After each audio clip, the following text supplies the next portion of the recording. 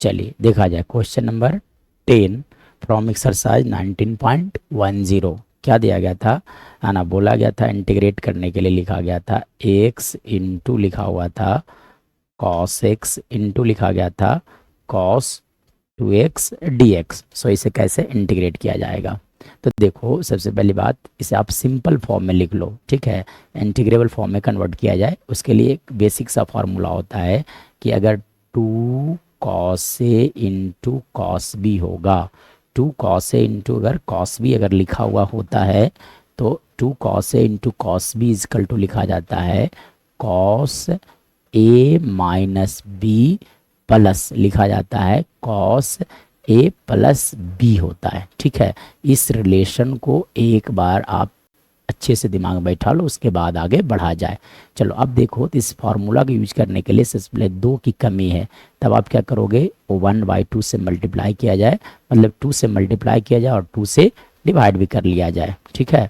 चलो अब देखो इसके बाद की कहानी देखा जाए तो मैं क्या कर दिया हूँ, 2 से डिवाइड कर दिया हूँ, मतलब x इंटू, है ना, लिख दिया जाए यहाँ से cos x इंटू मैं लिख देता हूँ यहाँ पे cos 2x dx लिख दिया जाए। नाउ अब देखो 2 cos A into cos B formula use किया जाए तब आप लिख सकते हो 1/2 इंटू इंटीग्रेशन ऑफ x। चलिए इसके बाद देखा जाए cos A माइनस बी, मतलब cos x माइनस 2x लिखा जा सकता है, plus cos A plus B, मतलब x प्लस आप लिख सकते हो 2x इंटू लिखा जाएंगे आपका dx। नाउ अब देखो इसके बाद क्या होगा, होल इंटू, है ना, 1/2 सारे से मल्टीप्लाई चल रहा है इसलिए 1/2 को मैं एक इस तरह से लिख देता हूँ, ठीक है।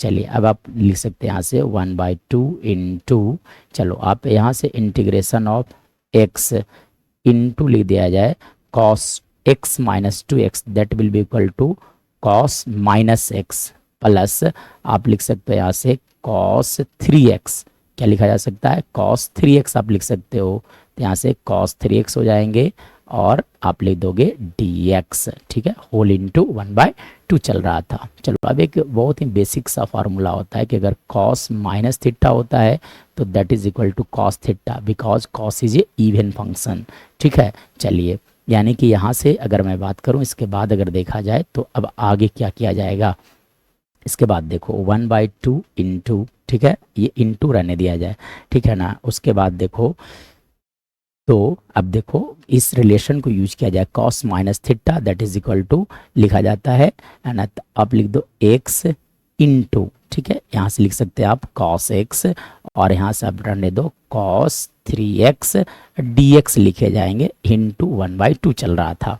चलिए अब उसके बाद क्या किया जाएगा, अब इंटीग्रेशन का साइन x के साथ मल्टीप्लाई हो जाएगा दोनों के साथ, साथ साथ इंटीग्रेशन का साइन दोनों फंक्शन के पास लाया जाए, मतलब आप लिख सकते हो 1/2 into integration of x cos x plus यहाँ से लिख दोगे आप x cos 3x, है ना, सॉरी dx छूट गया, यहाँ पे dx लिख दो आप और यहाँ पे भी लिखा जाएगा आपका dx। नाउ इसके बाद की कहानी अगर देखा जाए तो क्या होगा, चलिए इसके बाद की कहानी अगर देखा जाए तो क्या होने वाले हैं, देखिए अब इसके बाद, है ना, आपको जब भी दो तरह के फंक्शन इनटू में दिख रहे हैं तब यहाँ पर एक बार u इंटू भी को याद कर लेना है। u इंटू भी मतलब इंटीग्रेशन बाय पार्ट्स, तो पहले u को बाहर किया जाता है, भी को इंटीग्रेट किया जाता है, माइनस भी को आप बाहर कर लो, सॉरी सॉरी सॉरी, है ना, क्या यहाँ लिखा जाता है माइनस डेफ इंटीग्रेशन ऑफ, जो बाहर था उसे डिफरेंशिएट कर लो और यहाँ भी डी एक्स का होल डी एक्स हो जाएंगे, ठीक है। u इंटू भी, u और भी मानने का तरीका होता है आई लेट लिखा जाता है। अब इसमें जो पहले आएगा अलजेब्रिक देखा जा सकता है, इसलिए एक्स अलजेब्रिक है वो u हो जाएगा, दिस विल बी u, ठीक है ना। इस सीक्वेंस में पहले आता है उसे u लिखा जाता है।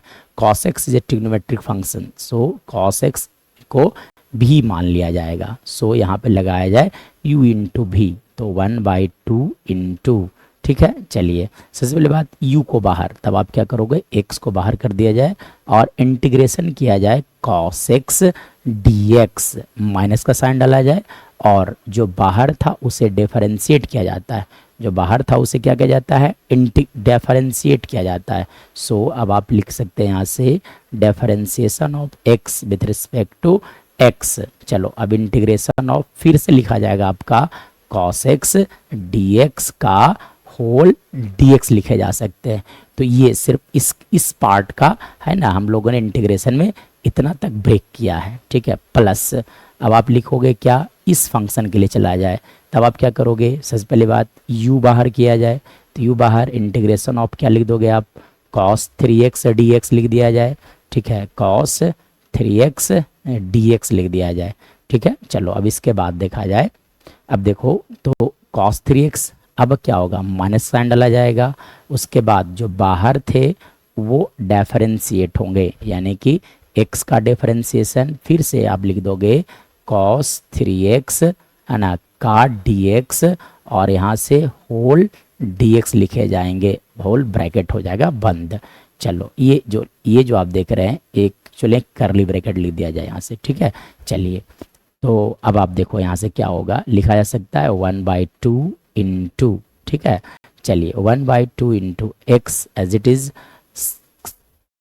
cos x का इंटीग्रेशन लिखा जाता है sin x, so we can write here sin x minus integration of x का डिफरेंशिएशन x के रिस्पेक्ट में दैट इज 1, और sin x का इंटीग्रेशन cos x का integration that is sin x dx लिखा जाएगा, फिर प्लस x को बाहर रहने दिया जाए, देखो cos 3x का इंटीग्रेशन आप लिख सकते हो sin 3x/3, ठीक है। उसके बाद है ना यहाँ से आप लिख दो x का डिफरेंशिएशन दैट इज 1, और cos 3x का इंटीग्रेशन आप लिख सकते हो sin 3x/3 dx लिखे जाएंगे, ठीक है।